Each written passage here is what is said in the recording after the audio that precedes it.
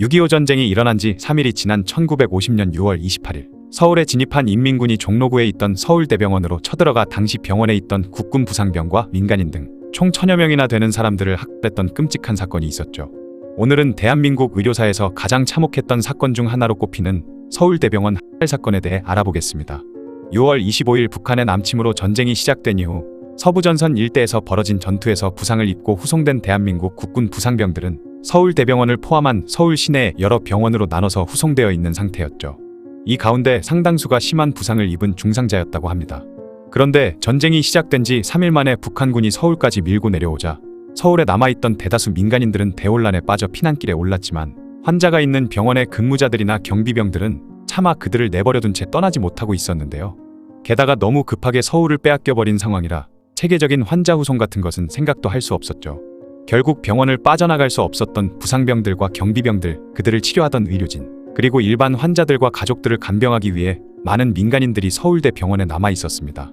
6월 28일 아침 조선인민군 육군 제구땅크여단 소속으로 짐작되는 병력들이 마침내 서울대병원까지 들이닥치게 되었죠. 당시 병원 내부는 미처 피난하지 못한 환자들로 가득 차 있었으며 병원 경비를 위해 남아있던 대한민국 육군 보병 1개 소대와 비교적 부상이 가벼운 80여 명이 소대장의 지휘하에 뒷산에서 북한군과 전투를 벌였지만 안타깝게도 모두 전사하게 됩니다. 국방부 블로그에 실린 기사에 따르면 당시 전투를 지휘한 소대장은 남씨 성이 육군 소위, 선임하사는 민씨 성을 가진 중사였다고 하네요.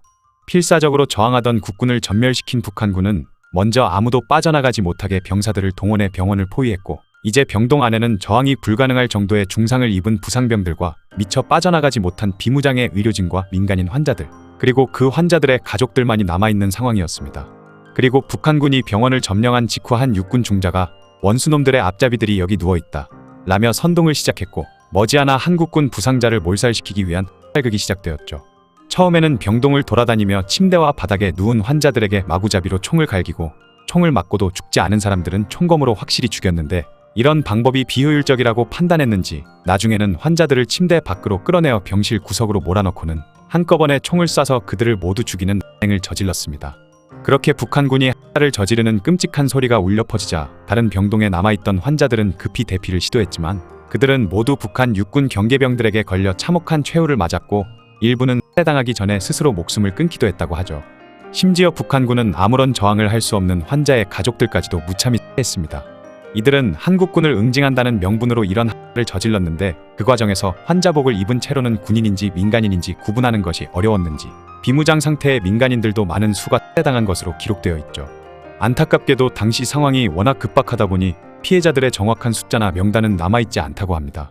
황당한 것은 이들이 국군 부상병이 있는 곳만이 아닌 정신병동까지 난입해서 정신병을 앓고 있는 환자들도 모두 죽였다는 것인데요.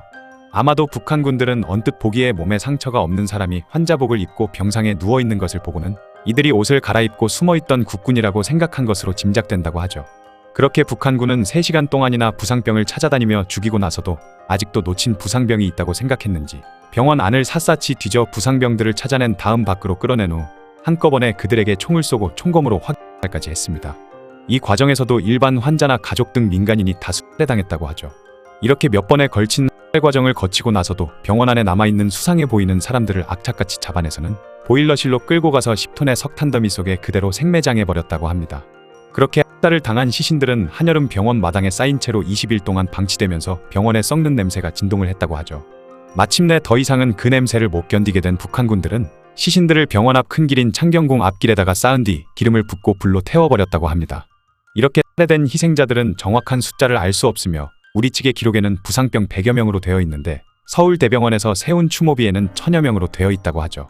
전시라 제대로 기록이 정리되지 않은 탓에 편차가 매우 크기 때문입니다. 환자들이 죽은 뒤 병원은 북한군 부상병들의 후송기지로 쓰였고 3개월이 지나서 서울을 다시 되찾은 후에야 이 끔찍한 학살극의 참상이 세상에 알려지게 되었죠. 뿐만 아니라 북한군은 국군에 의해 밀려나기 직전에 또 한 차례 학살극을 벌인 정황까지 드러나면서 큰 충격을 주었습니다.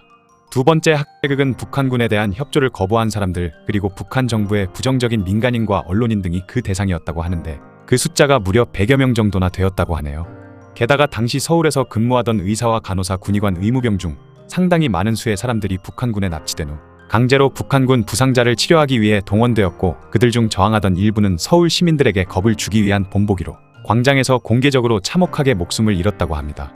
그나마 살아남았던 사람들 또한 북한의 후방 군병원에 동원한다는 명목으로 강제로 북에 끌려갔는데, 이 과정에서 걷지 못할 정도로 건강이 악화된 의료진들은 살해버리는 등의 끔찍한 만행을 저질렀다고 하죠. 당시 서대문에 있던 적십자병원에도 많은 수의 한국군 부상병이 있었는데, 이곳에서는 서울대병원처럼 병원을 지키는 경비병력이 없었기 때문에 곧바로 살이 일어나지는 않았고, 느긋하게 병원을 점령한 북한군이 동무들은 죄가 없으니 치료가 끝나면 다 집으로 보내주겠다 라는 식으로 안심을 시킨 후 남아있던 한국군 군의관에게 계속 부상병들을 돌보도록 지시했다고 합니다. 하지만 당장 그날 오후가 되자 갑자기 국군 부상병들에게 북한군 부상병들을 위해 침대를 비워주라는 지시가 내려왔고, 뭔가 이상하다는 걸 느낀 일부 병사들은 여기 그대로 있으면 될 것이 분명하다는 것을 느끼고는 그 길로 탈출을 시도해 성공했다고 하는데요. 이 병사들이 탈출한 이후에 병원에서 어떤 일이 벌어졌는지에 대해서는 어떤 기록도 남아있지 않지만, 그곳에 남아있던 부상병들은 모두 학살당했을 것으로 짐작된다고 합니다. 이 두 곳 이외에도 서울 시내 여러 곳에 있던 병원들과 병원 외에 부상병들을 데리고 있던 교회 등에서도 마찬가지로 북한군에 의한 학살이 벌어졌다는 증언이 있지만, 안타깝게도 정확한 희생자들의 명단과 숫자는 파악되지 않았다고 하죠.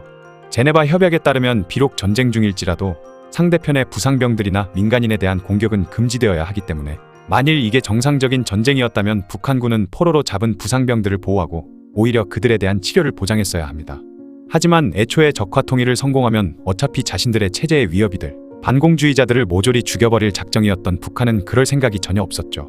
때문에 포로들을 설득하면 오히려 그들을 자기 편으로 만들 수 있음에도 그런 시도조차 하지 않은 채 그들을 모두 죽여버린 것인데요. 이런 잔인한 행위를 북한군이 태연하게 저지를 수 있었던 데는 당시 서울을 점령한 북한군의 주력이 소련군 출신이 주축이 된 3사단과 4사단, 구전차여단이었던 탓이 큰 것으로 보입니다. 김일성은 의도적으로 서울 점령이라는 공을 몰아주기 위해서 이들을 서울 공격의 주공으로 삼았는데, 3사단의 경우 병사는 북한에서 징집한 신병들이었지만 장교들은 대부분 2차 대전 중 소련군에서 복무한 경력이 있는 사람들이었으며, 4사단은 아예 한 개의 연대가 중공군 출신 연대였던 데다 군관 중에서도 소련군 출신자가 많았다고 하죠.